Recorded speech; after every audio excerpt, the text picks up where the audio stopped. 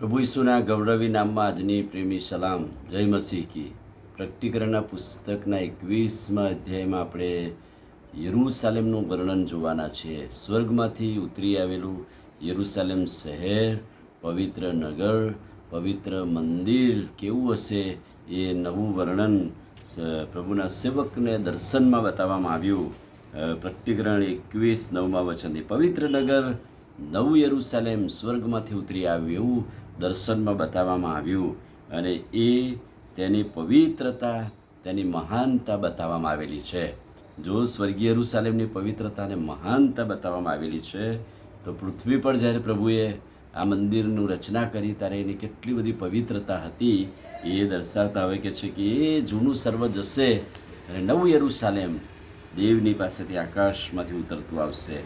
હજકીએલ 48:31માં એ નગરના રહેવાસીઓની સલામતી સૂચવવામાં આવી છે, અને સલામતી સૂચવવા માટે એની ચારે તરફ કોટ, ઊંચો અને બહુ મોટો કોટ દર્શાવવામાં આવેલો છે. યરૂશાલેમ શહેરના કોટનું વર્ણન અને વાત કહે છે, અને એમ કહે છે કે એટલા માટે કોટને સલામતી પ્રભુ કહે છે કે આ મારા બાપનું ઘર છે, અને બાપનું ઘર લૂંટાઈ ના જાય, અપવિત્રતા ના આવે, એટલા માટે ચારે બાજુ કોટનું વર્ણન.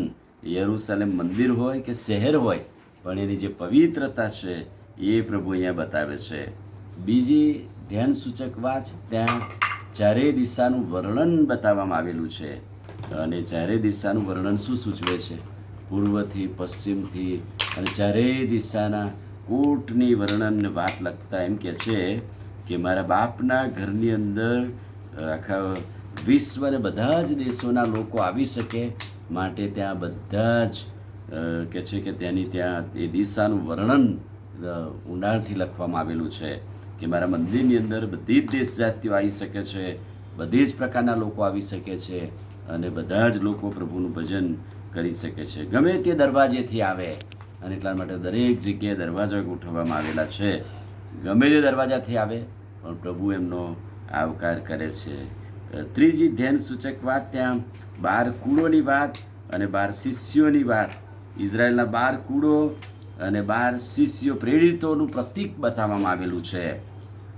એફેસીયને પત્ર 2 અધ્યાય 20મું વચન એમ કહે છે કે તમે તો આત્મિક મંદિરમાં ચણાયેલા છો, એટલે કે પ્રેરિતો તથા પ્રબોધકોના પાયા પર તમે બંધાયેલા છે. ઈસુ ખ્રિસ્ત પોતે ખૂણાનો મુખ્ય પથ્થર થયો છે. એટલે પૃથ્વી પરના મંદિર અને સ્વર્ગીય મંદિરની વર્ણન અહીંયા અધ્યાયની અંદર આપણે ઊંડાણપૂર્વક જોવાના છે. પણ એમાં તફાવત એ છે, સ્વર્ગમાંથી ઉતરી આવેલા મંદિર યરૂશાલેમની કે શહેરની જે વર્ણન કે બતાવવામાં આવે છે એની કોઈ સીમા કે હદ નથી, સર્વત્ર છે. તો અને એટલા માટે સ્વર્ગીય યરૂશાલેમનું વર્ણન કરતા લેખક કહે છે કે મહિમા સહિત નવું યરૂશાલેમ આવશે, અને યાસ્પીસ જેવું અતિ મૂલ્યવાન રત્ન જેવું, સ્ફટિકના જેવું નિર્મળ હશે.